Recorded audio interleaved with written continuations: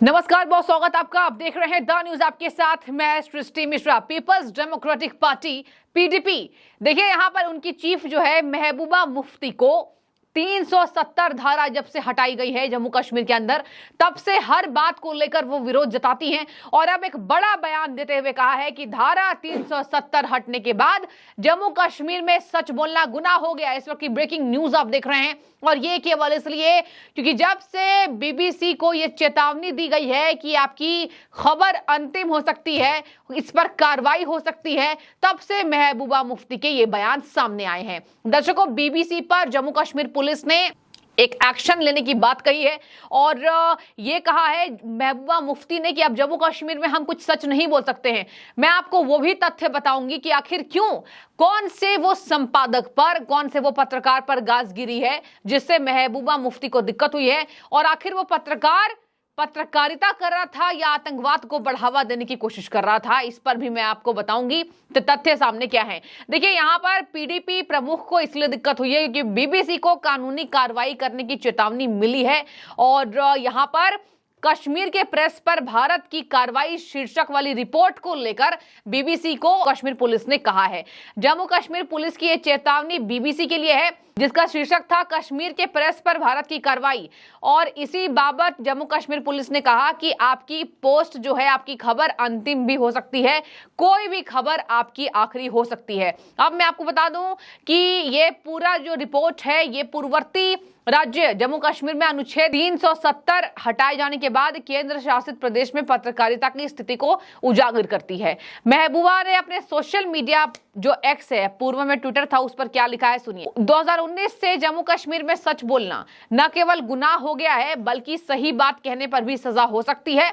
पूर्व मुख्यमंत्री ने कहा, बीबीसी की यह रिपोर्ट केवल कड़वी सच्चाई को सामने लाती है जो एसआईए, राज्य अन्वेषण एजेंसी सहित अन्य एजेंसियों के लिए भी समस्या है। ये कहा है महबूबा मुफ्ती ने।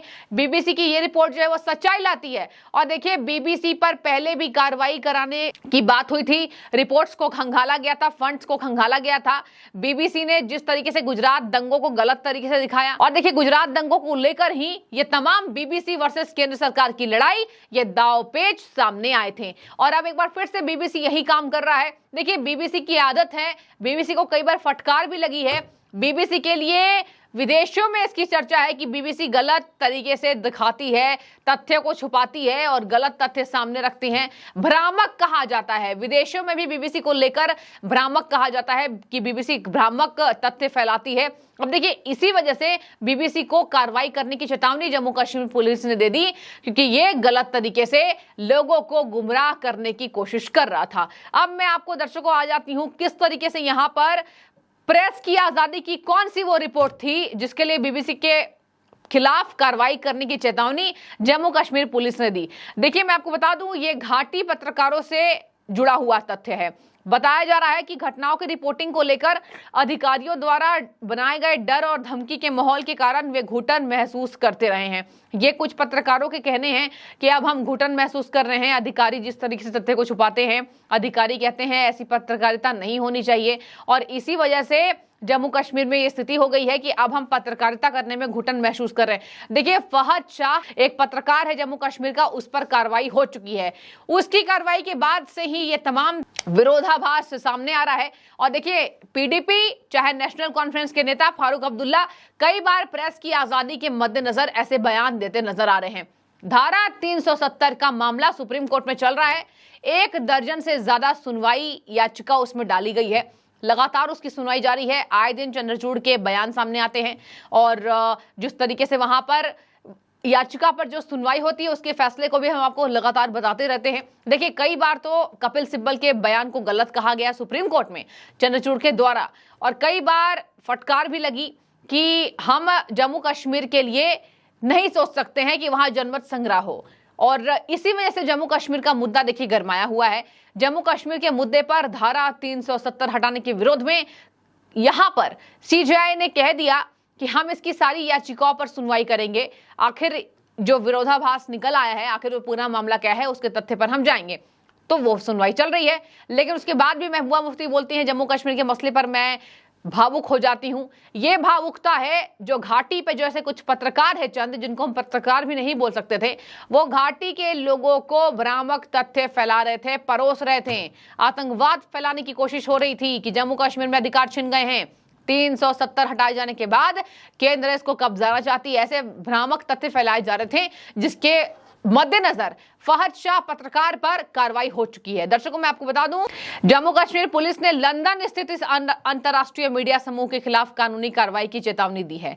और अब शीर्षक वाली बीबीसी की एक रिपोर्ट, जहां एनी स्टोरी कुड बी और last India's crackdown on Kashmir press, इस पर नाराजगी जताते हुए जम्मू कश्मीर पुलिस ने कहा कि रिपोर्टर पत्रकारों के खिलाफ पक्षपाती और कानून और व्यवस्थाओं के प्रयासों की गलत आलोचना करती है।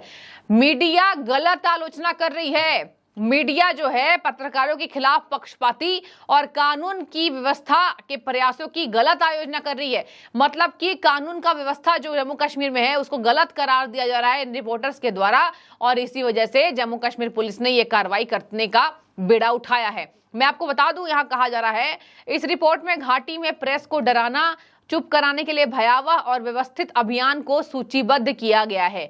जम्मू कश्मीर पुलिस के एक आधिकारिक प्रवक्ता ने सोशल साइट एक्स पर लिखा कि राज्य जांच एजेंसी और जम्मू कश्मीर की विशिष्ट आतंकवाद विरोधी एजेंसी एक ऐसे मामले और जो न्यायालय में विचाराधीन है में तथ्यों को गलत तरीके से पेश करने के लिए बीबीसी के खिलाफ आगे कानूनी कार्रवाई शुरू करने का अधिकार सुरक्षित रखती है। और इसी संबंध में बीबीसी के प्रवक्ता ने द वायर को बताया, हम बस यही कहेंगे कि बीबीसी अपनी पत्रकारिता पर कायम है। देखिए, बीबीसी को कई बार फटकार लगी है, लेकिन इसके बाद भी बीबीसी ये कह रहा है कि हम अपनी पत्रकारिता कायम रखेंगे। क्या ये वही पत्रकारिता है जिसकी वजह से आपने विदेशों से फटकार सुनी? विदेश में आपको कहा गया बीबीसी को कि ये गलत भ्रामक तथ्य फैलाता है। मैंने आपको पहले बताया फहद शाह पर यह आधारित पूरी रिपोर्ट है। और देखिए, यहां पर कहा जा रहा है फहद शाह, उनका जो मीडिया आउटलेट था उसको भी बंद कर दिया गया है, जो द कश्मीर वाला, उसमें देशद्रोही लेख प्रकाशित करने के तथ्य हैं, जिसकी वजह से फहद शाह पर कार्रवाई हुई। 2011 से यह मामला चला आ रहा है और देखिए इनके मीडिया अकाउंट पर रोक लगा दिए गए, जिसके बाद नागरिक अधिकार कार्यकर्ताओं और मीडिया संगठनों ने इसकी आलोचना की, मतलब सरकार की, जम्मू कश्मीर पुलिस की। डिजिटल मीडिया हाउस जो है ये बंद हो गया पिछले महीने और इसकी आलोचना लगातार वहां की मीडिया कर रही है। बीबीसी ने अपनी रिपोर्ट पर देखिए क्या कहा। फहद शाह, जिनको एक डिजिटल पत्रकारिता का संपादन किया गया था, फरवरी 2022 में आतंकवाद विरोधी कानून के तहत गिरफ्तार किया गया था। उन पर आतंकवाद फैलाने का आरोप लगा था। वाकई इनके पास से ऐसे तथ्य मिले थे जो आतंकवाद पर आधारित थे। आतंकवाद को फैलाना, लोगों को उकसाना, लोगों को भड़काना, घाटी के लोगों को गलत तथ्य परोसकर भ्रमित करना, ये फहद शाह पर आरोप लगे थे और इसी वजह से उन्हें गिरफ्तार किया गया था।